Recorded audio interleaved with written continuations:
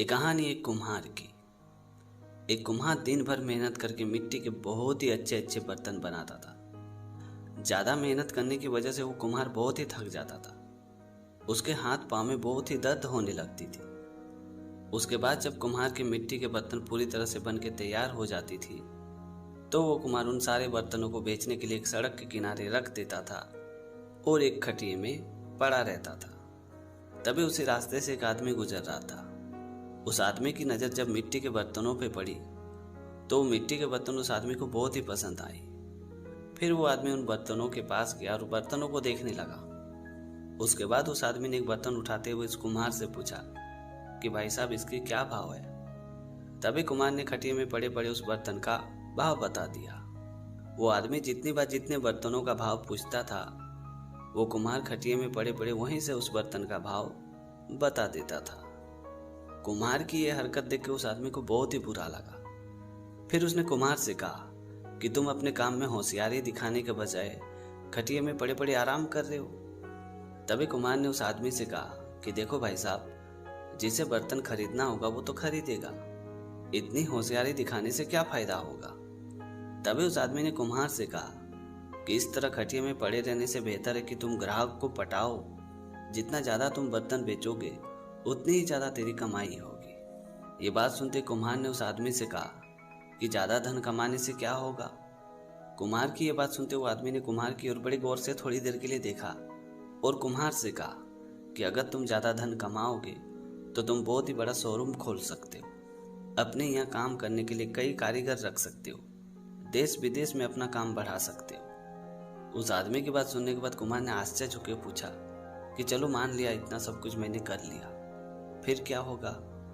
तभी उस आदमी ने अपने सर पे हाथ पीटते हुए कहा कि तुम्हारे पास बहुत ही बड़ा घर होगा और बहुत सारी संपत्ति होगी, जीवन भर आराम ही आराम, और क्या होगा। उस आदमी की बात सुनने के बाद कुमार थोड़ी देर के लिए मुस्कुराने लगा और कहा, तो अभी मैं क्या कर रहा हूँ। इतना सब कुछ अगर आराम करने के लिए ही करना है तब तो मैं पहले से ही आराम कर रहा हूँ। सुख अगर आसानी से मिल रहा है तो फिर आखिर इतना भटकने का क्या फायदा।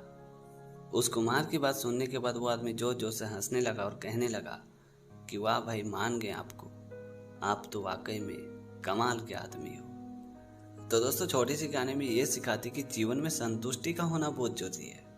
अगर आप संतुष्ट हो तो फिर आपको जीवन की कोई भी चिंता कभी नहीं सता सकती। ये कहानी एक संत जी की। एक संत जी हर रोज नदी में स्नान करने के बाद सूर्य नमस्कार करते थे, उसके बाद ही पूजा आराधना करते थे। एक दिन संत जी जब सवेरे सवेरे नदी में स्नान करने के लिए गए तभी नदी की धारा से बहती हुई एक छोटी सी चूहिया आई और संत जी के हाथ पे चढ़ने लगी। उस चूहे को देख के संत जी को बड़ा ही दया आया तो संत जी ने उस चूहे को अपने कुटिया पे लेके आ गया और अपने साथ रखने लगा। संत जी जो भी खाते पीते थे उसमें से थोड़े बहुत चूहे को दे देते थे। कुछ ही दिनों में वो चूहिया संत जी से बड़े घुल मिल गई थी और देखते ही देखते वो चूहिया बड़ी भी हो गई। संत जी जब भी साधना आराधना करते थे तो वो चूहिया संत जी को बड़े गौर से देखती थी और मन ही मन ये सोचती थी कि संत जी तो बड़े ज्ञानी है, इनके अंदर दिव्य शक्ति है, अगर मैं इनसे कुछ मांग लूं तो ये हमें दे सकते हैं। और ये सोच के चूहिया ने संत जी से कहा कि संत जी, अब मैं बड़ी हो गई तो मेरी विवाह किसी आप बड़े से करा दो जिसमें ढेर सारी शक्ति हो। तभी संत जी ने कहा कि बड़े से क्यों करना है, तुम अपने हिसाब से शादी करो। तो चूहे ने कहा कि ना, मुझे बड़े से ही शादी करना है और जिसमें ढेर सारी शक्ति हो।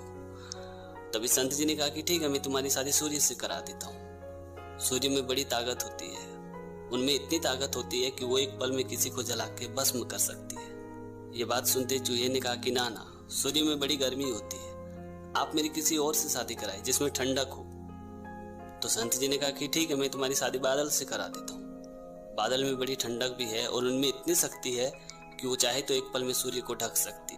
तभी चूहिया ने सोचते हुए कहा कि ना, मुझे बादल से भी नहीं शादी करना है, मेरी शादी किसी आप और से कराइए। तभी संत जी थोड़ा सोचते हुए बोला कि ठीक है, मैं तुम्हारी शादी पवन से करा देता हूँ। पवन में इतनी शक्ति होती है कि वो एक पल में चाहे तो बादल को भी उड़ा सकती है और पवन में ठंडक भी है। तो चूहे ने मन मोटा करते हुए कहा कि ना, मुझे पवन से भी नहीं शादी करना है, मेरी शादी किसी आप और से कराइए। तो संत जी ने कहा कि ठीक है, मैं तुम्हारी शादी पहाड़ से करा देता हूँ। पहाड़ देखने में विशाल है, बड़ा है और उनमें इतनी ताकत है कि अगर पवन भी उससे टकराए तो पवन भी अपना रास्ता मोड़ लेती है। ये बात सुनते चूहिया ने मन मोटा करते हुए कहा कि ना मुझे पहाड़ से भी नहीं शादी करना है, मेरी शादी किसी आप और से कराइए। तभी संत जी थोड़ी देर सोचे और बोले कि ठीक है, मैं तुम्हारी शादी चूहे से करा देता हूँ। चूहे में इतनी ताकत होती है कि वो चाहे तो पहाड़ को खोखला करके गिरा सकती है। इससे अच्छा वर तुम्हें कोई नहीं मिल सकता है।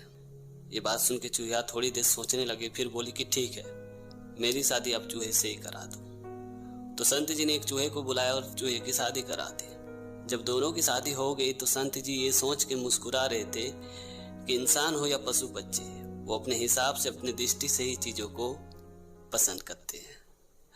तो दोस्तों, आज की कहानी आपको कैसी लगी कमेंट करके ज़रूर बताना। और अगर आपने हमारे चैनल को अभी तक सब्सक्राइब नहीं किया तो प्लीज़ यार चैनल को सब्सक्राइब कर देना, क्योंकि इस तरह का कंटेंट मैं हमेशा अपने चैनल पे लाते रहता हूँ। तो आज के लिए इतना ही, मिलते हैं अगली वीडियो में एक नई टॉपिक के साथ, एक नई कहानी के साथ। तब तक के लिए जय हिंद, वंदे मातरम।